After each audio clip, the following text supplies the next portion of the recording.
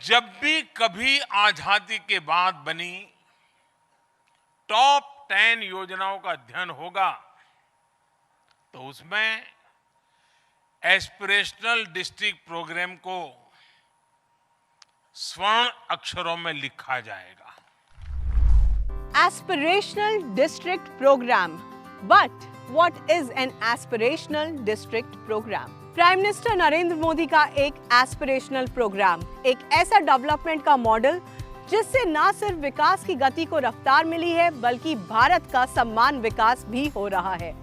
Metro cities ही नहीं बल्कि districts, blocks और ग्राम पंचायत तक एक ही रफ्तार से विकसित हो रहा है भारत। मोदी गवर्नमेंट के एस्पिरेशनल डिस्ट्रिक्ट प्रोग्राम ने 25 करोड़ लोगों की जिंदगी बदली है और अब एस्पिरेशनल ब्लॉक प्रोग्राम से बदल रही है भारत की तस्वीर। आकांक्षी जिला अभियान ने देश के 112 जिलों में 25 करोड़ से ज्यादा लोगों का जीवन बदल दिया है, क्वालिटी ऑफ लाइफ में बदलाव आया है, ईज ऑफ गवर्नेंस में बदलाव आया है और जो कल तक छोड़ो यार बस जिंदगी पूरी कर लो, ऐसे ही गुजारा करना है, उस सोच में से बाहर होकर के वहां का समाज अब ऐसे नहीं रहना है, कुछ करके दिखाना है, इस मूड में मैं समझता हूं ये बहुत बड़ी ताकत है। इस अभियान की सफलता अब एस्पिरेशनल ब्लॉक प्रोग्राम का आधार बनी है। नमस्कार, मैं हूं अवंतिका कंसल और आज हम बात करेंगे एस्पिरेशनल डिस्ट्रिक्ट प्रोग्राम और एस्पिरेशनल ब्लॉक प्रोग्राम के बारे में और जानेंगे डिफरेंट डेवलपमेंट स्टोरीज के बारे में। Aspirational district programme PM Modi की लीडरशिप में एक विजनरी पहल है जो सभी सिटीजन्स की बेसिक नेसेसिटीज को पूरे करने की गारंटी है। प्राइम मिनिस्टर मोदी ने 2018 में एस्पिरेशनल डिस्ट्रिक्ट प्रोग्राम की शुरुआत की जिसका एम था 112 डिस्ट्रिक्ट्स का होलिस्टिक डेवलपमेंट और फिर जनवरी 2023 से एस्पिरेशनल ब्लॉक प्रोग्राम जिसका एम है ग्रास रूट लेवल पे डेवलपमेंट, यानी कि एक एक भारतवासी का डेवलपमेंट। 2014 के बाद भारत में फुल स्पीड से विकास हो रहा था। पीएम जनधन योजना में करोड़ों बैंक अकाउंट खोले जा रहे थे। क्लीन इंडिया मिशन के अंडर गवर्नमेंट करोड़ों टॉयलेट्स बनवा रही थी। देश का इंफ्रास्ट्रक्चर स्ट्रांग हो रहा था, एजुकेशन पॉलिसी बदल रही थी, लेकिन देश के कुछ ऐसे भी हिस्से थे जो अभी भी पीछे ही थे। पिछली सरकारों ने डेकेड्स तक इन बैकवर्ड एरियाज को इग्नोर किया और रिजल्ट ये हुआ कि भारत के कई डिस्ट्रिक्ट्स डेवलपमेंट में इतने पीछे रह गए कि poverty, lack of education, lack of health care और माल न्यूट्रिशन उनकी विरासत बन गए। वक्त बदला, सरकार बदली। जिन्हें डेकेड्स तक इग्नोर किया गया था उन्हें पीएम मोदी ने पदभार संभालते ही प्रायोरिटी देने का फैसला किया। पीएम मोदी पहले भी डिप्राइव्ड को प्रायोरिटी देने का काम कर चुके हैं। पीएम मोदी एक ऐसे लीडर हैं जिन्होंने लंबे समय तक as a chief minister Gujarat में काम किया। गुजरात का ट्राइबल बेल्ट केवड़िया जो डेवलपमेंट के मामले में काफी पीछे छूट चुका था क्योंकि पहले की गवर्नमेंट्स की प्रायोरिटी मेट्रो शहर थे, बड़े शहर थे। उन्होंने कभी केवड़िया जैसी ट्राइबल बेल्ट पर ध्यान ही नहीं दिया, लेकिन जब नरेंद्र मोदी सीएम बने तो उन्होंने केवड़िया को पूरी तरह बदल कर रख दिया। केवड़िया के एकता नगर में स्टैचू ऑफ यूनिटी इसका सबसे बड़ा एग्जाम्पल है। 2014 के बाद as a prime minister Narendra Modi ने गुजरात के अपने एक्सपीरियंस को एस्पिरेशनल डिस्ट्रिक्ट प्रोग्राम के तहत पूरे देश में पहुंचाया। देश के ऐसे 112 डिस्ट्रिक्ट्स को चुना जो अंडर डेवलप्ड रह गए थे। उन्होंने डिस्ट्रिक्ट्स की प्रोग्रेस को मेजर करने के लिए मंथली बेसिस पे डिस्ट्रिक्ट्स को रैंकिंग देना शुरू किया। पीएम मोदी इन 112 डिस्ट्रिक्ट्स को फाइनेंशियल एड भी दे सकते थे, लेकिन बात वहीं की वहीं रह जाती। प्रॉब्लम थी कि डिस्ट्रिक्ट्स की कंपेटिटिव मॉनिटरिंग कैसे हो, इसलिए उन्होंने इन डिस्ट्रिक्ट्स में एक कंपटीशन की भावना पैदा की। ये रैंकिंग डिस्ट्रिक्ट्स में डेवलपमेंट के 49 की परफॉर्मेंस इंडिकेटर्स को 81 डेटा पॉइंट्स के आधार पर 5 सोशियो इकोनॉमिक थीम्स के परसेंटेज के आधार पर तय की गई। हेल्थ एंड न्यूट्रिशन के 31 डेटा पॉइंट्स और 30% वेटेज, एजुकेशन के 14 डेटा पॉइंट्स और 30% वेटेज, एग्रीकल्चर और वाटर रिसोर्सेज के 12 डेटा पॉइंट्स और 20% weightage, financial inclusion and skill development के 16 data points and 10% weightage, and basic infrastructure के 8 डेटा पॉइंट्स एंड 10% वेटेज। लेकिन प्रॉब्लम एक और भी थी, 112 डिस्ट्रिक्ट्स अलग अलग थीम में आगे थे। अगर सरकार इन्हें सिर्फ पैसे दे देती या फिर रैंकिंग देती तो नंबर 1 हमेशा नंबर 1 पर ही रहता और नंबर 100 हमेशा नंबर 100 पे ही रहता। वो आगे बढ़ने की कोशिश ही नहीं करता। इसलिए मॉनिटरिंग के लिए रैंकिंग का एक नया सिस्टम शुरू किया गया जिसका नाम है delta ranking. Delta ranking system है क्या? मान लीजिए कि एक डिस्ट्रिक्ट जो गर्ल चाइल्ड एजुकेशन में 40% पे है, दूसरा डिस्ट्रिक्ट 80% पे है, 6 महीने बाद एक डिस्ट्रिक्ट 50% पे पहुंच जाता है और दूसरा 80 से 90% पर। तो जो डिस्ट्रिक्ट 50% पे पहुंचा उसका विकास 25% हुआ, जबकि 90% पहुंचने वाले डिस्ट्रिक्ट का ग्रोथ करीब 12.5% ही रहा। यानी 25% ग्रोथ करने वाले डिस्ट्रिक्ट को ही अवार्ड दिया जाएगा और यही है delta ranking. Champions of change dashboard अलग अलग सेक्टर्स में हुए डेवलपमेंट को रियल टाइम में दिखाता है, जिसमें डेल्टा रैंकिंग के आधार पर डिस्ट्रिक्ट्स को अवार्ड्स दिए जाते हैं। नीति आयोग ने पीएम मोदी के विजन पे पहले एस्पिरेशनल डिस्ट्रिक्ट प्रोग्राम को 2018 में लॉन्च किया और उसके बाद 7 जनवरी 2023 में एस्पिरेशनल ब्लॉक प्रोग्राम को लॉन्च किया।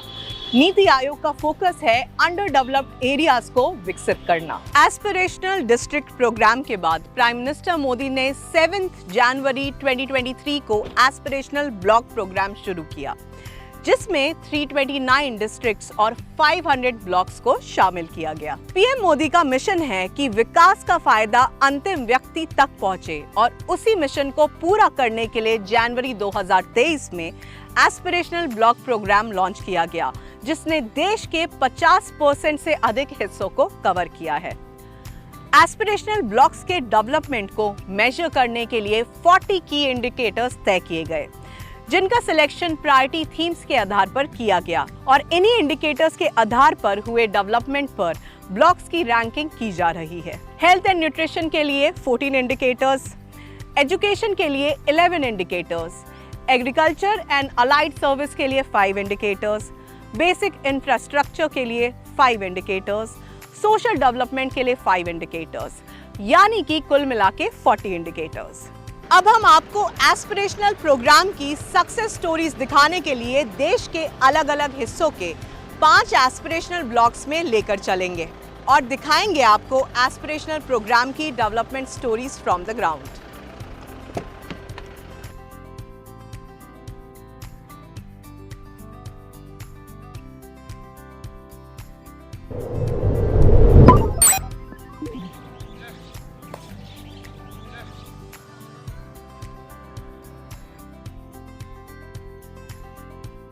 आज हम हैं बिजनौर डिस्ट्रिक्ट में, जो कि वेस्टर्न उत्तर प्रदेश में है and is situated near river Ganga.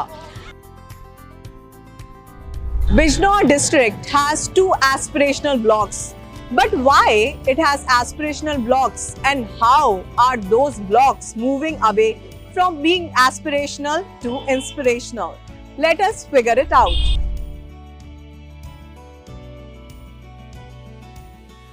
अभी हम हैं इन ब्लॉक कोतवाली इन तहसील Nagina. Block Kotwali has an amazing story to tell, which is based on social development theme and further on data points of aspirational block program.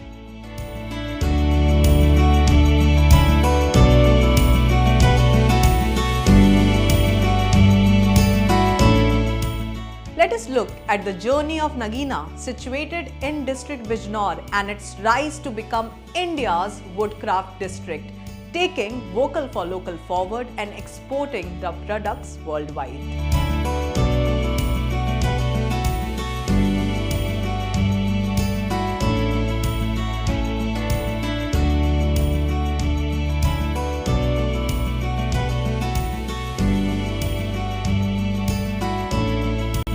मेरा नाम जुल्फ़िकार आलम है। और ये आपका जो काम है इसके बारे में हमें बताइए।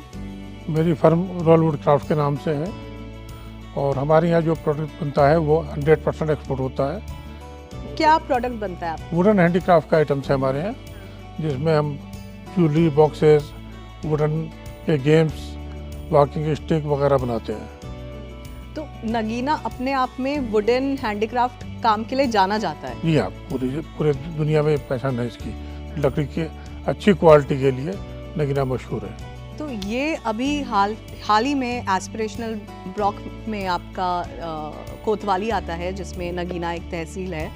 तो उस एस्पिरेशनल ब्लॉक में आने से आपको क्या फ़ायदा हुआ है और आपके क्या बिजनेस में बदलाव आया है? सबसे बड़ी फायदा तो ये हुआ कि हमें जीआई टैग मिला 31 मार्च 2023 को, जिससे हमारे पूरे वर्ल्ड में इसकी एक पहचान बनी है। और उसके बेस पे बहुत सारी चीज़ें लोग हमसे मालूम कर रहे हैं काम के लिए, ऑर्डर्स के बारे में। अभी जो एग्जीबिशन ग्रेटर नोएडा में हुई थी, तो उसमें भी बहुत से बायर हमारे पास आए और उन्होंने हमें बताया कि आपको जीआई टैग मिल गया है। तो वो एक पहचान बनी, तो इससे ज़रूर काम बढ़ेगा और काम बढ़ रहा है बराबर। और इससे आपको एक्सपोर्ट्स में कुछ और फायदा? ये एक्सपोर्ट का सबसे बड़ा फायदा तो ये है कि एक्सपोर्ट का ऑर्डर मिलेंगे हमें, अब मिल रहे हैं। दूसरे, पहले एक्सपोर्ट करने के लिए लाइसेंस जब लेते थे बड़ा एक मसला था, वो बहुत इजी हो गया है अब। बहुत कोई भी आदमी घर बैठ के ऑनलाइन वो भरेगा, उसको घर बैठे लाइसेंस मिल रहे हैं। तो ये फ़ायदे तो बहुत सारे हुए हैं। दूसरे, हमें जैसे ODOP में शामिल हो गया है हमारा नगीना, तो उससे हमें कॉमन फैसिलिटी सेंटर मिल गया, जो अभी तैयार तो नहीं हुआ, होने वाला है। तो ODOP में वोकल फॉर लोकल में आप कह रहे हैं कि नगीना को इंक्लूड किया गया है, और उसकी वजह से हमें जो CFC कॉमन फैसिलिटी सेंटर्स है वो हमें मिला है। उसके फैसिलिटी सेंटर बनने से हमें हैंडीक्राफ्ट और मशीनरी से जब काम होगा, दोनों मिलकर काम होंगे, तो हमारे प्रोडक्शन भी बढ़ेगी और क्वालिटी और सुधरेगी। तो इससे यकीनन हमारा एक्सपोर्ट बढ़ेगा। हाँ, तो अच्छा सर, थोड़ा सा आपके एम्प्लॉयज़ के बारे में जान सकते हैं कि ये आपका जो एस्पिरेशनल ब्लॉक से जो डेवलपमेंट हुआ है यहाँ पे आपके काम में, उससे आपके एम्प्लॉयज़ को, आपके यहाँ जो काम करते हैं, उनको भी क्या फ़ायदा हुआ है? उनको भी काफ़ी फ़ायदे हैं। बहुत सारे कारीगर्स को हमारे जो ODOP के तहत लोन मिले हैं, तो वो छोटे छोटे कारखाने दे के बैठ गए, उन्हें 25% उस पर सब्सिडी मिली है। तो उससे अब हमें जो पीछे से माल मिलना जी है वो तेज़ी से आना शुरू हो गया है, उनकी आमदनी बढ़ गई है। पहले जो हमारे यहाँ सारे लोग काम करते थे, वो अपने अपने छोटे छोटे कारखाने लेके बैठ गए। तो उससे जो है काफ़ी कारोबार पे फ़र्क पड़ा है। उनके अपने बिजनेस हो गए, कल को आने वाले टाइम में खुद एक्सपोर्टर बनेंगे, तो वो एक बड़े फील्ड बन जाएगी नगीना के एक्सपोर्टर इसकी। तो ये बहुत बड़ा फ़ायदा पहुँचा है, जो कारीगरों तक पहुँच गया है। तो सर, आप किसको इसके लिए धन्यवाद देना चाहेंगे एस्पिरेशनल ब्लॉक को? धन्यवाद तो आज की हुकूमत को, खास करके मोदी सरकार को ही देंगे हम, कोई शक है ही नहीं। जो चीज़ हकीकत है वो तो हकीकत है।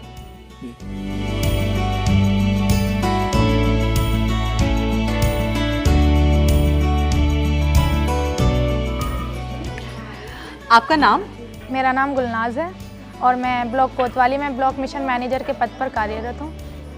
आप जो एस्पिरेशनल ब्लॉक प्रोग्राम है, जो कि बिजनौर डिस्ट्रिक्ट में 2 ब्लॉक्स में इम्प्लीमेंट किया गया है, नजीबाबाद में और कोतवाली में, तो आप उसमें से कोतवाली का देख रही हैं, ठीक है। तो आप सेल्फ हेल्प ग्रुप के साथ भी जुड़ी हुई हैं?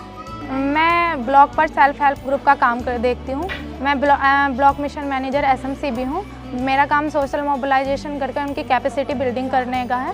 तो हम दीदियों को, जो गरीब परिवार की दीदियाँ होती हैं गांव में, उनको स्वयं सहायता समूह में जोड़ते हैं और उनकी कैपेसिटी बिल्डिंग का कार्य करते हैं। इसी क्रम में हम लोग उनको ट्रेनिंग दिलाते हैं और उसको लाइवलीहुड एक्टिविटी तक ले जाने का काम करते हैं। जब से एस्पिरेशनल ब्लॉक प्रोग्राम लॉन्च हुआ है, जो कि अक्टूबर 2023 में था, जब कोतवाली एक ब्लॉक बना, तो तब से आप कुछ बताइए, सेल्फ हेल्प ग्रुप में क्या बदलाव आया है, किस तरीके से काम बढ़ा है? मैम, 2017 में कोतवाली ब्लॉक इंसेंटिव ब्लॉक किया गया था NRLM में। तब 2017 से लेके 2022 तक कोतवाली ब्लॉक में टोटल 1692 समूह थे। जब से हमारा ब्लॉक एस्पायरेशनल ब्लॉक बना है, तब से हमने इसमें बहुत प्रोग्रेस किया है और जनवरी 2023 से अभी तक हमने विगत 14 माह में टोटल 1194 समूह का गठन किया है। अब हमारे ब्लॉक में टोटल 2886 स्वयं सहायता समूह हैं, जिसमें 30,557 परिवार जुड़े हुए हैं और इनका प्रोसेस बताएंगे एक बार हमें कि किस तरीके से पूरा प्रोसेस होता है, किस तरीके से ये ग्रुप बनता है, किस तरीके से आगे बढ़ता है? ये मैम ऐसा किया जाता है, पहले ब्लॉक से एक टीम भेजी जाती है, ICRP टीम, जिसमें 5 दीदियों की वो एक टीम होती है जिनको समूह गठन करने की पूरी ट्रेनिंग दी जाती है 7 दिवसीय। तो उस समय 5 महिलाएं शामिल होती हैं उस टीम में, 2 उसमें BK होती हैं और 3 उसमें SM होती हैं। वो लोग जाके गाँव में पूरे गाँव का भ्रमण करते हैं, वहाँ से गरीब परिवारों का चयन करते हैं। और तब BK और SM मतलब उसमें कैटेगरी डिवाइड की गई है उस टीम में। BK मतलब बुक कीपर उस टीम का, और SM मतलब जो उसको सोशल मैनेजमेंट कर सके उसका। तो इस तरह से करके उस टीम ICRP टीम का गठन किया जाता है और वो उस ICRP टीम को ब्लॉक द्वारा गांव चिन्हांकन करके गांव में उतारा जाता है। और गांव में जाने के बाद वो जो ICRP ड्राइव में टीम दीदियाँ काम करती हैं, वो उस गांव का पूरा भ्रमण करके वहाँ का मानचित्रण करती हैं और वहाँ का पूरा भौगोलिक एरिया देख के तब वहाँ के लोगों को, जो गरीब परिवार हैं, उनमें से चिन्हांकन करके स्वयं सहायता समूह में कम से कम 10 दीदियों को जोड़ती हैं और ज़्यादा से ज़्यादा 20 दीदियों का एक स्वयं सहायता समूह में गठन किया जाता है। अच्छा, और किस तरीके से पैसे डिस्पर्स होते हैं? पहले एक अमाउंट होता है, फिर वो बढ़ता है, उसके बारे में बताइए। यहाँ तक इस तरह से समूह का गठन किया जाता है। गठन करने के बाद देन उनके जो नज़दीकी शाखा होती है, बैंक शाखा, उसमें स्वयं सहायता समूह का खाता खुलवाया जाता है। स्वयं सहायता समूह का खाता खुलाने के बाद 3 माह बाद स्वयं सहायता समूह को SHG SF का पैसा दिया जाता है, जिसकी राशि 2500 रुपये होती है। वो बेसिकली जो दिया जाता है समूह को, उस पैसे से समूह क्या करता है, अपनी स्ट्रेंथिंग के लिए समूह के लिए दरी खरीदता है, जिस पे बैठ के वो बैठक कर सके, कैलकुलेटर जिससे हिसाब लगा सके, एक घड़ी, एक बक्सा जिसमें अपने स्वयं सहायता समूह के रजिस्टर रख सके, और स्वयं सहायता समूह के रजिस्टरों की खरीदारी करता है उस 2500 रुपये से। उसके बाद जो उनको 6 माह होने के बाद RF का फंड दिया जाता है 15,000 रुपये। तो वहाँ से उनको बेसिकली फाइनेंशियल मैनेजमेंट करना सिखाया जाता है, कि ऐसे छोटे छोटे पैसे देके उनको वो तो उसमें से लेन देन करती हैं, पैसा लेती हैं 15,000 में से, फिर वापस करती हैं। देन उसके ये क्रम में चलते आगे फिर उनको CIF का पैसा दिया जाता है, और CIF के पैसे से CIF का पैसा 1,10,000 होता है। वो 1,10,000 उस समूह की MCP के अकॉर्डिंग दिया जाता है। जो समूह उससे पहले पैसा देने से पहले उसकी MCP की जाती है, ग्रेडिंग की जाती है, और देन उसको पैसा दिया जाता है। फिर उस पैसे से जो स्वयं सहायता समूह की पूरा ग्रुप मिलके या दीदियाँ इंडिविजुअली काम करते हैं, लाइवलीहुड एक्टिविटी। मेरा नाम अंकित अग्रवाल है और मैं जिला अधिकारी बिजनौर के रूप में कार्यरत हूँ। वोकल फॉर लोकल अभियान के तहत हम लोगों ने काष्ठ कला को चयनित किया। जो हमारा एक कस्बा है नगीना, जो कोतवाली विकासखंड में स्थित है, वहाँ की काष्ठ कला बहुत प्रसिद्ध है। इसको 2023 में GI टैग से भी नवाजा गया था। तो हम लोगों ने यहाँ की काष्ठ कला को बढ़ावा देने के लिए, जहाँ पे पहले मात्र 2 सेल्फ हेल्प ग्रुप इससे जुड़े हुए थे, वो अब बढ़ के लगभग 80 हो गए हैं, जिनको हम लोगों ने पिछले साल लगभग 1 करोड़ की धनराशि इन सेल्फ हेल्प ग्रुप को दी है, ऋण के माध्यम से और सब्सिडी के माध्यम से, जिससे कि ये लोग आगे बढ़ सकें। आज ये सभी सेल्फ हेल्प ग्रुप जो हैं वो काष्ठ कला उद्योग में अच्छे से कार्य कर रहे हैं और लगभग 950 परिवार इससे जुड़ा हुआ है और सभी परिवार को इसका लाभ हो रहा है। कुछ परिवार यहाँ तक पहुँच गए कि वो अब 15 से 20 हज़ार रुपये प्रत्येक परिवार इसमें कमा रहा है, कई सारे परिवार। इसके अलावा हम लोग की आगे की कार्य योजना ये है कि इसको हम लोग और आगे लेके जाएं। In Block Kotwali, percentage of villages declared open defecation free are 97%, which is higher than the state average and national average. Also, 98% of households constructed under Pradhan Mantri Awas Yojana Gramin has surpassed the state and national target. Aspirational Block Program को central India तक सीमित रखने की बजाय north east India, south India और खास तौर पर वहां जहां PVTG यानी कमजोर ट्राइबल ग्रुप्स की आबादी ज्यादा है, पहाड़ी क्षेत्र पर फोकस किया गया, जहां सिर्फ गरीबी ही एकमात्र इंडिकेटर नहीं थी। नॉर्थ ईस्टर्न स्टेट्स में ब्लॉक डेवलपमेंट को नेवोल्यूशन कहा गया, जिसका मतलब है north east evolution. 60 PVTGs populated blocks को सुपर 60 नाम दिया गया और हर एस्पिरेशनल डिस्ट्रिक्ट से कम एक ब्लॉक को चुना गया।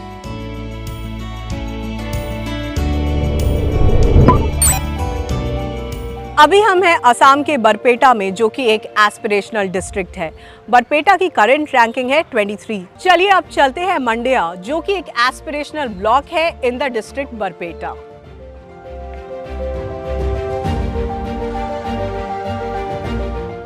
अभी हम हैं मंडिया ब्लॉक में, which has shown exemplary performance in aspirational block programs basic infrastructure theme. Block Mandia के 80% हाउसहोल्ड्स में अब टैप वाटर कनेक्शन है। We will now show you how water treatment plant looks like, जिससे घर घर तक पानी पहुंच रहा है।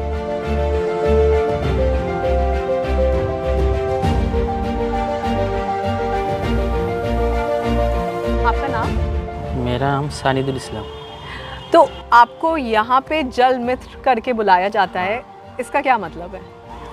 इसका मतलब आता है इधर जो क्लीन पानी आता है, ये जो सरकार ने जो ये दिया है, इसमें जो काम होता है आपका जो पानी क्लीन कर पानी उठाना होता है और पानी क्लीन पानी इधर उठाना पड़ता है, इधर से ओवरहेड में लाना पड़ता है, उसके बाद पब्लिक को देना पड़ता है। पब्लिक को देने के लिए पानी जाने के बाद तो उधर घूम के देखना पड़ता है कैसा पानी कैसा चल रहा है, इतना ही काम करना पड़ता है हमको। तो सरकार ने क्या दिया? ये जल जीवन मिशन के अंडर आप ये काम करते हैं? सरकार ने हमको महीने में एक सैलरी देता है। हाँ। अच्छा, थोड़ा सा और बताइए कि आप जल जीवन मिशन के अंडर काम करते हैं तो किस तरीके से करते हैं, क्या आपका प्रोसेस रहता है, थोड़ा सा डिटेल। अब प्रोसेस में रहता है हमको जो पानी देना है, पानी देने के बाद हमको घूम के देखना पड़ता है कि कहाँ कहाँ पानी गया, कहाँ पानी पहुँचा, कहाँ पानी नहीं पहुँचा, ये देखना पड़ता है। उसके बाद पानी ये जो पानी आता है वो प्योर पानी तो नहीं आता है। पहले स्टार्टिंग में पानी प्योर नहीं आता है, वो पानी प्योर इधर ट्रीटमेंट प्लांट में पानी पहले आता है, उधर से पानी क्लीन होता है, क्लीन होने के बाद यूज़र में पानी जाता है, यूज़र के बाद उधर से हेड आपका तो ऊपर पानी लेना पड़ता है, ओवर हेड में पानी जाता है, उसके बाद आपको ये पब्लिक को पानी देना पड़ता है।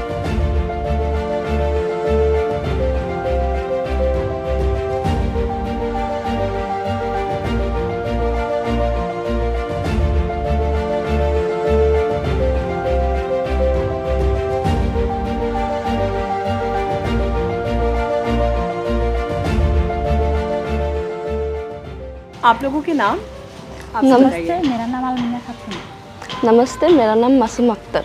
नमस्ते, मेरा नाम सकीना खातून। नमस्कार, मेरा नाम सकीना।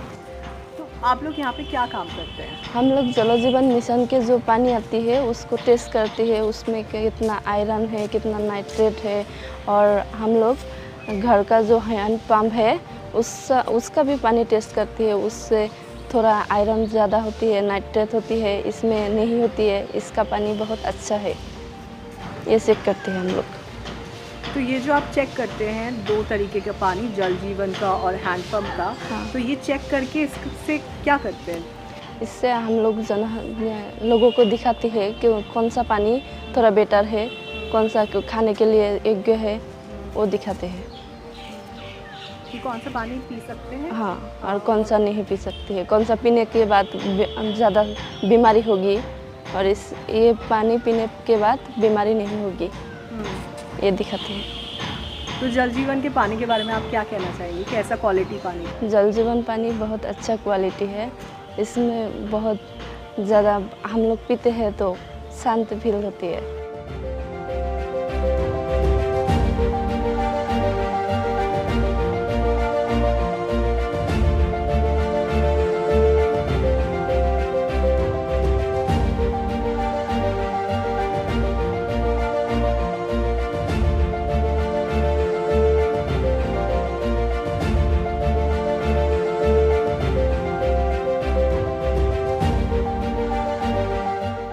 बरपेटा में जो पानी होता है वो बहुत गंदा होता है, तो आपके घर में साफ पानी कैसे आता है? এই টেপর পানি আহে, ছাপা পানি, আর টিউবওয়েলের পানি বেয়া। টেপর পানিটাও ভাল, খাওয়াতেও ভাল, গা ধোয়াতেও ভাল, সব দিক দিতে ভাল। জল জীবনের মিশনের পৰা আহিছে, আমাৰ জল জীবনের পৰা টেপ পাইছোঁ, ঘৰে ঘৰে পাইছোঁ, সেইটো কাৰণে মোৰ বহুত সুবিধা হৈছে। আগত বেয়া পানী আছিল, খাব পৰা নাই, ভাল পোৱা নাই, এতিয়া টেপৰ পানী খাই ভাল পাইছোঁ, বহুত কম হয়, বেমাৰ আজাৰ নাই। না দূৰৰ পৰা পানী আনিব নালাগে, ঘৰতো পানী পোৱা যায়, হাত ৰান্ধাতে দাউৰি আনিব পৰা যায়, ওচৰতে পানী চব, ওচৰতে চব কুচ কৰা কাঁহী পাতি ধুব পৰা যায়, দিগদাৰ নাই আৰু ধান।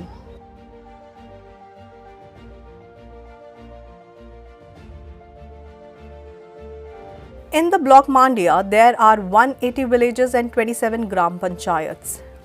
Also, 98% of the targets achieved under Pradhan Mantri Awas Yojana Gramin and 100% FPOs have been established as per the target. The basics are taken care of, that you can really start thinking about developing your human capital.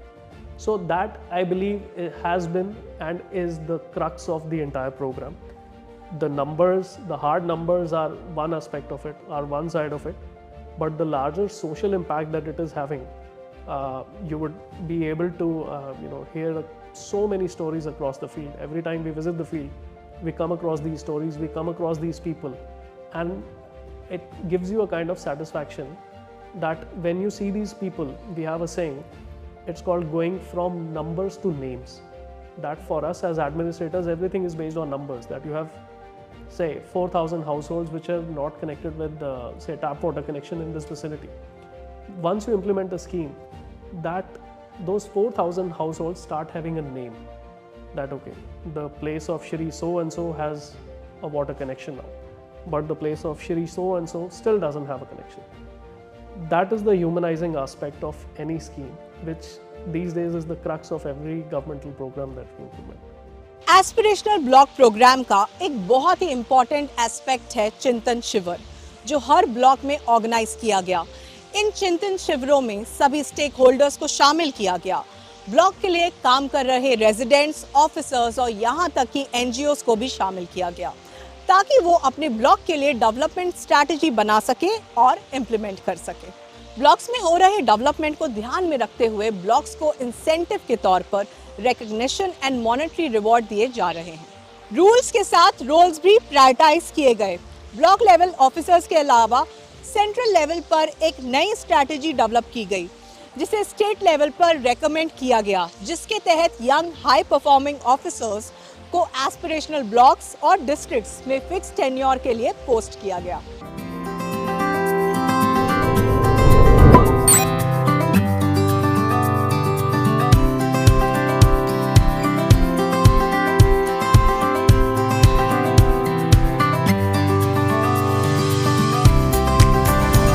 We are currently at Aspirational Block Dumri, which falls in Aspirational District Gumla in Jharkhand.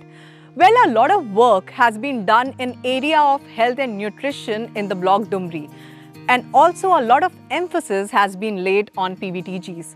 So let's hear it from the local. Let's have a look and try to understand how their lives have been changed.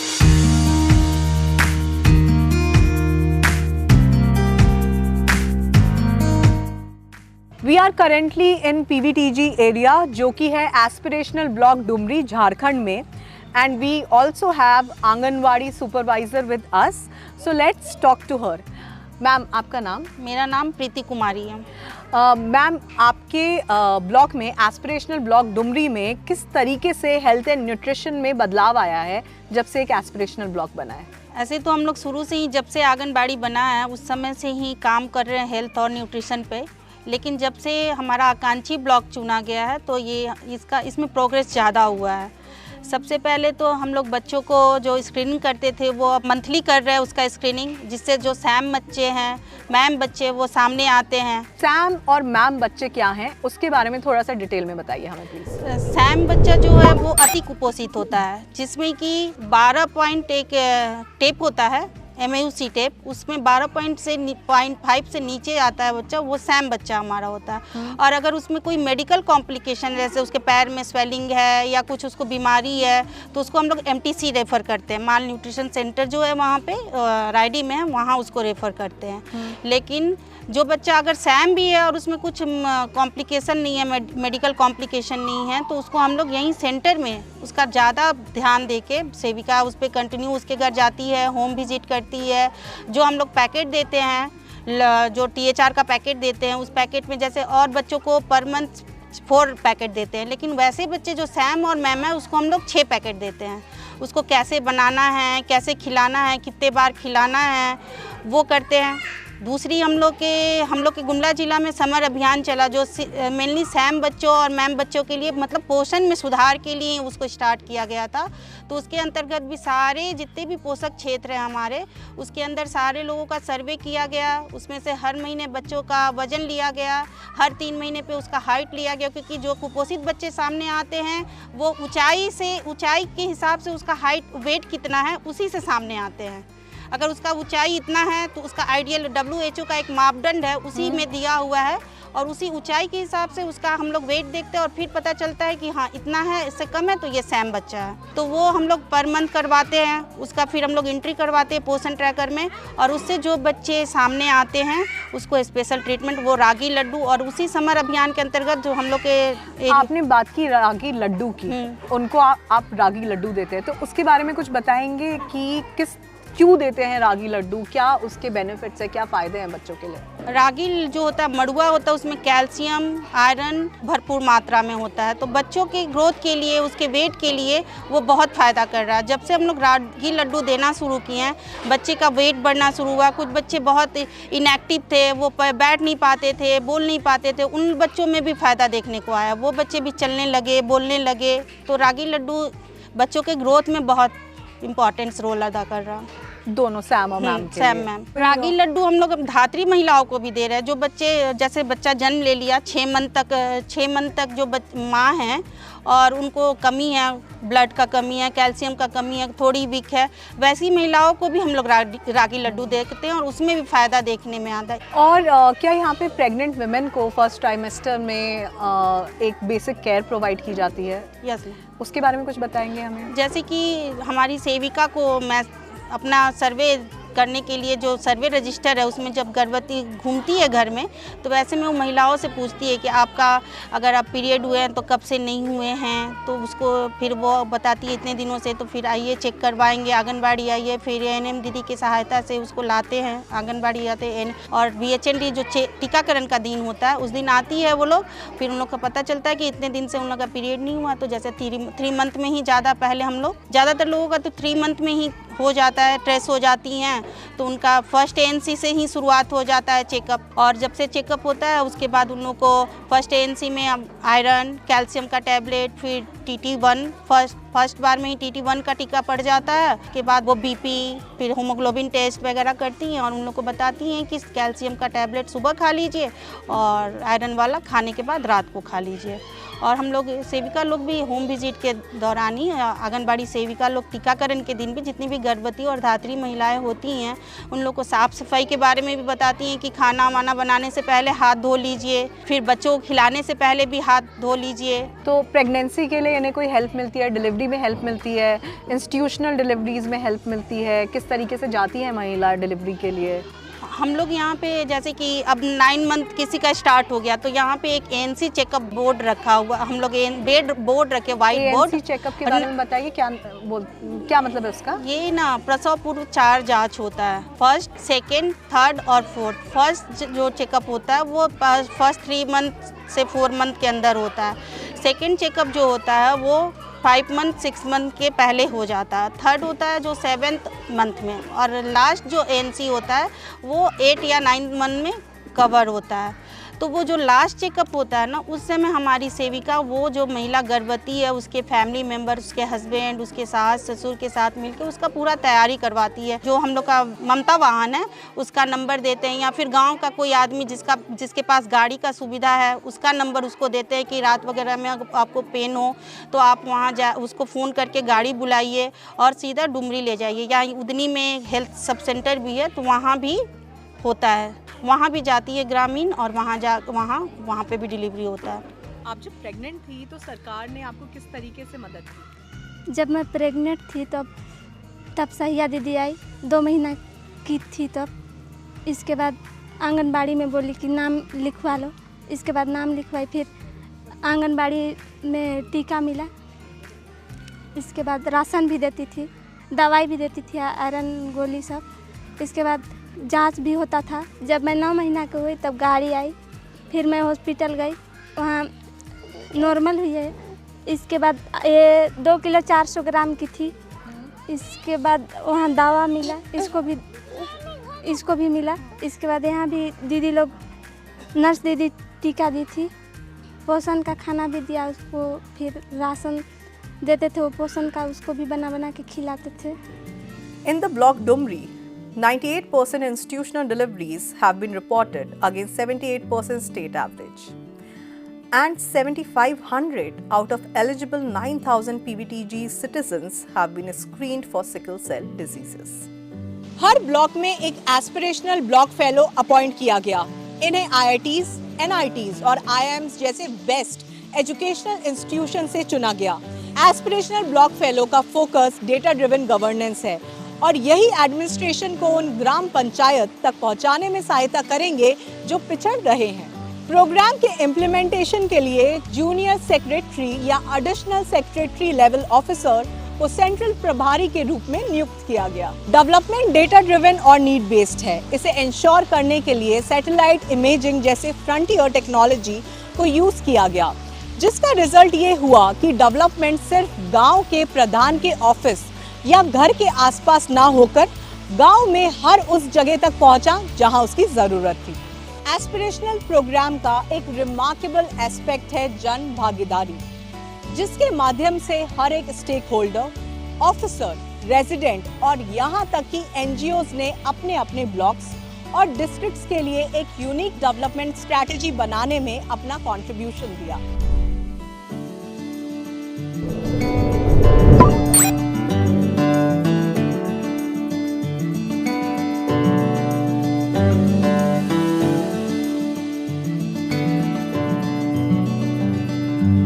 Today we are in the aspirational block Orchha, which falls under aspirational district Narayanpur in the state of Chhattisgarh.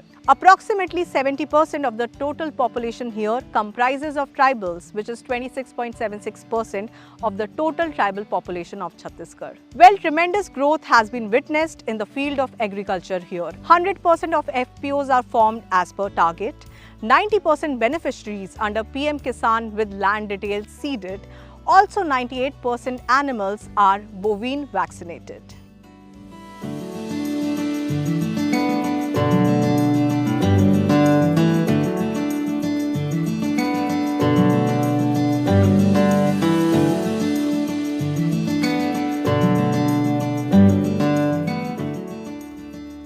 We are currently with an aspirational block fellow from the aspirational block Orchha, which falls in the aspirational district Narayanpur in the state of Chhattisgarh.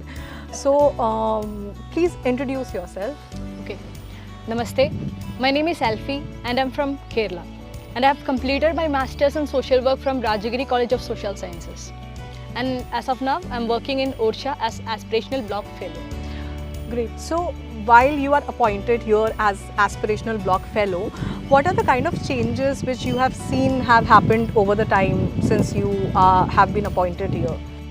Quite a lot of things happening around us, like people are getting aware of what is Aspirational Block Program, and block level like officers are more into the indicators and thematic areas which was given by the team of Aspirational Block Program. Then they are relentlessly working towards the towards making our Orchha block from aspirational to inspirational. So that is what I have been seeing throughout this 4 months. Great. So you mentioned from aspirational to inspirational. So while can you cite few examples for the same? In the field of agriculture, I would like to start by telling that in the context of Orchha, we don't have real connectivity in case of internet or roads. So the people are living here only because of this agriculture. So by this context itself, we can understand that it is very important to develop all those aspects regarding agriculture. So over here, starting from the grassroots staffs, like the ground staff, to VLOs, to district officials, everyone are trying hard so that people at the whole arena will be getting benefits out of all the things which are really related to agriculture. They are living because of these agricultural products, then these animals and all those things. So it is very important to get them vaccinated on time, and if people are finding that like all of a sudden if some animals are dying and all, people come to Sarpanch, Sachiv or directly to block and they used to report. So if such an incident happened, the thing is like we used to tell them to tie up their animals and we used to keep a camp. So that is the way we are making them making these animals vaccinated. And the next thing is about this PM Kisan cards and all those. For all those things, it is a challenge that we don't like. Most of our this farmers are not having land documents, but we are trying our best to saturate those beneficiaries under PM Kisan who are having land document, proper land documents. So that will work to a very good extent. मेरा नाम परमित दुग्गा, ग्राम कुरुसनार, उर्छा block से हैं, जो इधर अबूजमाड़ के नाम से जानते हैं कुरुसनार और इस क्षेत्र को। तो पहले हमारे क्षेत्र में खेती अच्छे से नहीं करते थे। जब से सरकार की तरफ से योजनाएं जब मिलती है, जैसे हमारे कुरुसनार में भी पहले नहीं करते थे, अभी बाउंड्री वाल कर दिए, फेंसिंग तार कर दिए, खेती मरम्मत कर दिए, तो सुधार हुआ है अच्छे से। और धान वान भी अच्छा अभी बुवाई चलता है। पहले इधर सर्वे भी नहीं हुआ था, तो पट्टा भी नहीं मिला था। अभी कुछ साल पहले से पट्टा मिलने के कारण अभी हम धान उगा के कटाई वटाई करके जो मंडी में बेच पाते हैं। पहले धान भी बेच नहीं पाते थे मंडी में, पहले इसी बाज़ार में ले जाके बेच देते थे। अभी मंडी में अच्छा रेट से बिक्री होता है। मैम, मेरा नाम डॉक्टर दीपेश रावटे है। मैं छत्तीसगढ़ शासन में पशुधन विकास विभाग जिला नारायणपुर में पदस्थ हूँ। तो यहाँ पे जो वैक्सीनेशन दिया जा रहा है, उसका प्रोसेस क्या है और उससे क्या फ़ायदा हो रहा है? मैम, भारत सरकार ने वन हेल्थ कॉन्सेप्ट के तहत पशुओं में भी टीकाकरण की बहुत ही व्यापक कार्य योजना तैयार की है।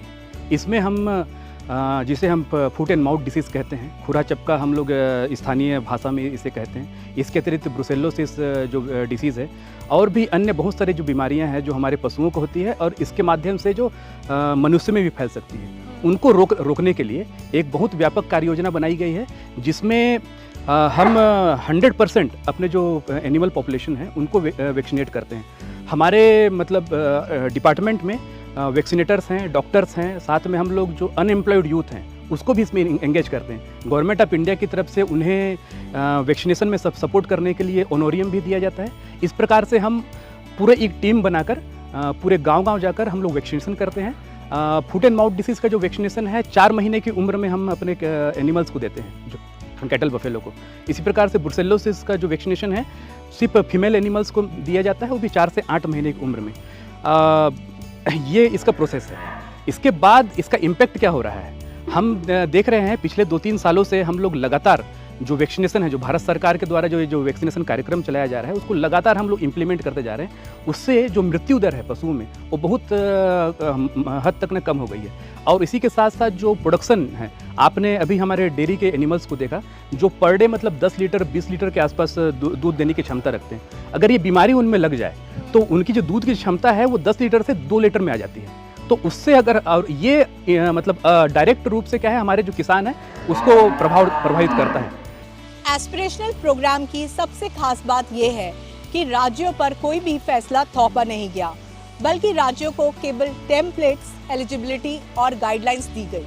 ब्लॉक ऑफिसर्स एंड फेलोज का फाइनल सिलेक्शन पूरी तरीके से स्टेट पर छोड़ दिया गया, जिससे न सिर्फ प्रोएक्टिव रिस्पांस मिला बल्कि कोऑपरेटिव फेडरलिज्म की भावना को भी बढ़ावा मिला। पीएम गति शक्ति नेशनल मास्टर प्लान से इंस्पिरेशन लेते हुए हर डेवलपमेंट एक्टिविटी ने सभी बेनिफिशरीज को, स्टेक होल्डर्स को सेम प्लेटफॉर्म पर पहुंचा दिया, जिससे काम के रिपीट होने की संभावना का भी अंत हो गया।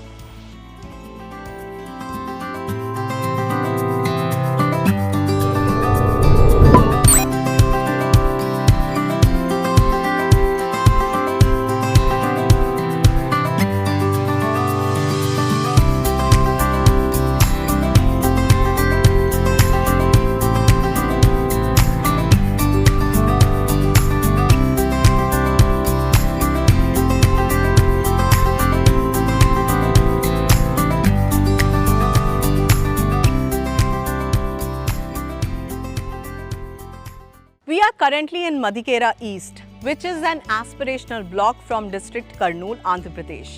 Block Madikera East has a lot of development stories to tell, since it has become an aspirational block.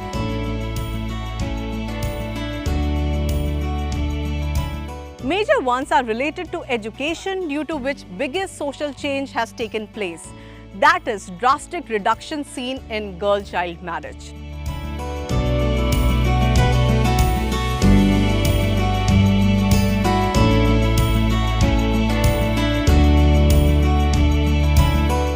Also, percentage of boys and girls with 60% and above marks in 10th standard boards have surpassed India and state average with 98.4% and 86% respectively. We will now interact with the locals of Madikera and bring those stories to you.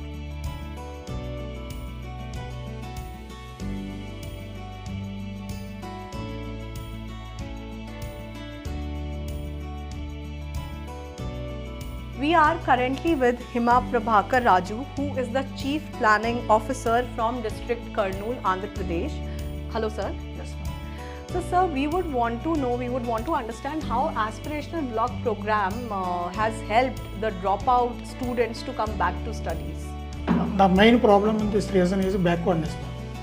Due to this backwardness, there is no major industries in this district. Most people depend on the agriculture, but this is the drought district. Therefore, droughtless, no major rivers are in this district. Uska scanty of rains. They shifted to people. Most of the people migrated to Hyderabad or Guntur or Karnataka for their livelihood. During their migration, they brought their children also to their districts. Therefore, highest dropouts in these districts. After implementation of the aspiration block program, district administration decided to establish seasonal hostels. Which hostels? Seasonal hostels. Seasonal hostels, okay. Because most of the people migrated during the harvest season to nearby district Guntur. After establishment of seasonal hostels, parents kept their children in seasonal hostels and they go to migration for their livelihood. Because of these seasonal hostels, dropout is reduced. Students have facility to go to schools. Also, sir, I would like to understand, under aspirational block program, there are also schools for children with special needs, also known as CWSN. So, how those children are taken care of in those schools?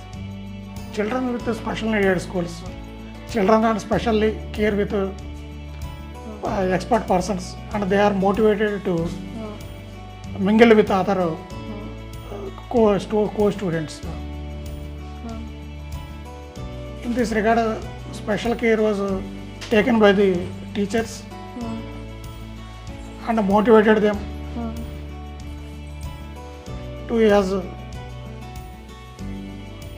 to forget their disability and actively participate with the co-students in education and all things. In special needed schools with trained teachers, they can motivate the children properly. Next, Braille language also taught in these schools.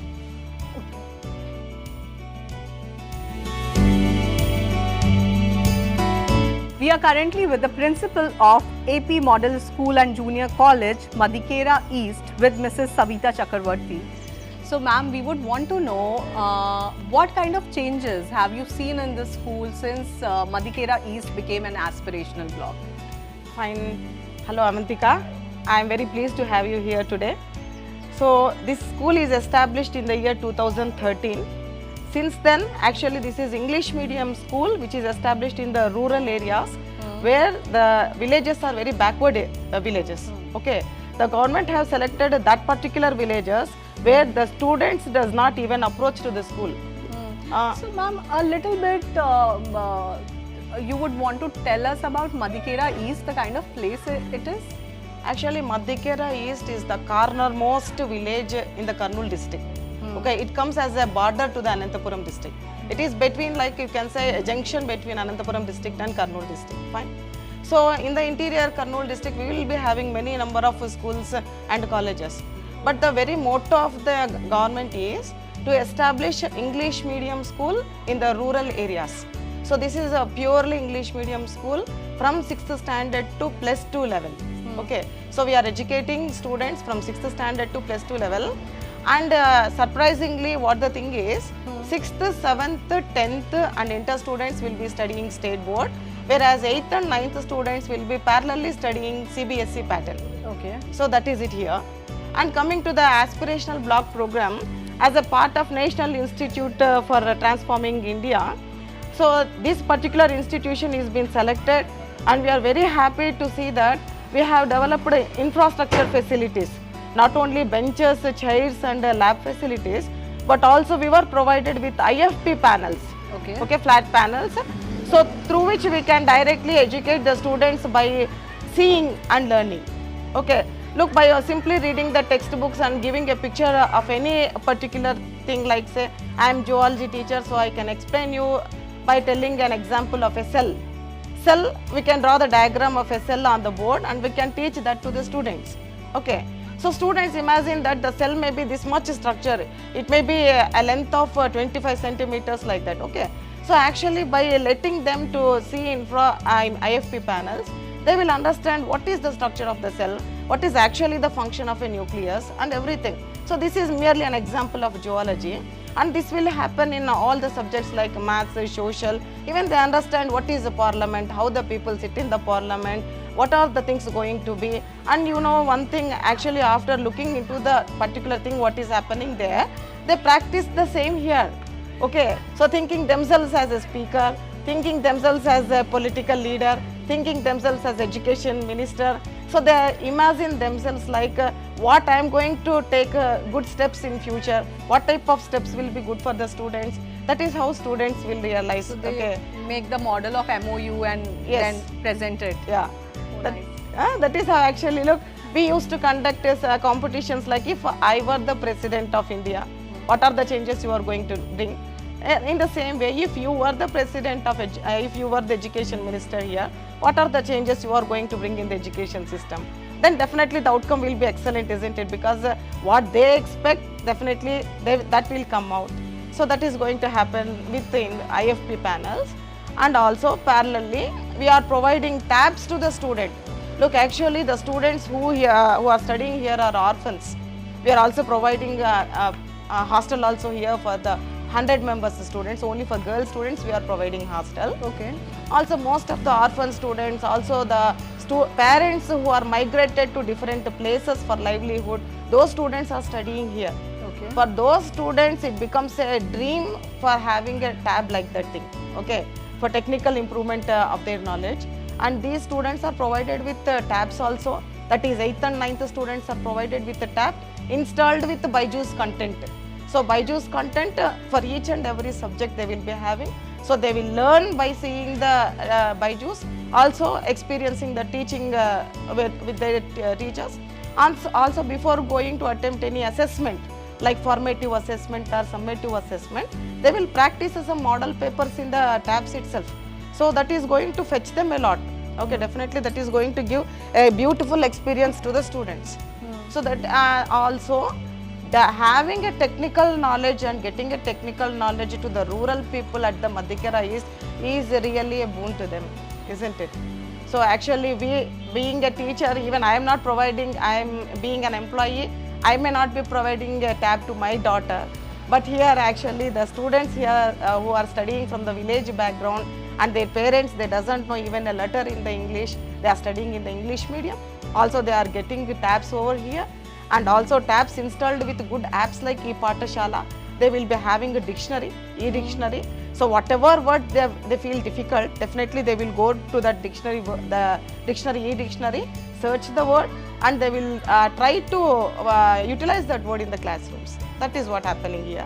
And also if you observe the toilets also here, once upon a time, that is during 2013, we do not have that much good facilities, hygienic facilities. But after we are being selected for ABP program, we have very good constructed toilets here, continuously running water taps, hand wash area is also present. Also we have got RO plants for giving good purified water. We are supplying purified water to the students also.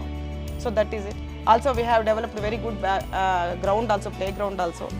It is being cleaned and utilized by the students, and I am very happy to announce that most of our students are selecting for the national teams for handball, so shooting based things. So, ma'am, holistically, if we have to, just take one liner from you, how do you see this getting benefited, as in the entire school, the entire education here getting benefited after it came under aspirational block program? So previously actually we used to feel something difficult to attract the students to come into the school because they are from the labor family actually. So because not only parents, also students have to go for livelihood, else they can't run their families. Okay. So when we are giving good infrastructural facilities on par with the corporate schools, definitely students get attracted. Definitely parents get attracted. They feel that definitely, why not my daughter or my son can become a good educated person. So that is how actually we are inspiring the parents because of the facilities being provided here. Aspirational district programme ने best results दिए हैं। धीरे धीरे districts और block से problems खत्म हो रही हैं, वो डेवलप हो रहे हैं। पीएम मोदी ने कहा था जो 112 डिस्ट्रिक्ट्स पहले एस्पिरेशनल डिस्ट्रिक्ट्स थे, अब वो इंस्पिरेशनल डिस्ट्रिक्ट्स बन चुके हैं और वही फोकस अब एस्पिरेशनल ब्लॉक्स को भी दिया जा रहा है। यानी लास्ट माइल तक डेवलपमेंट का पीएम मोदी का सपना जल्द ही एक रियलिटी होगा।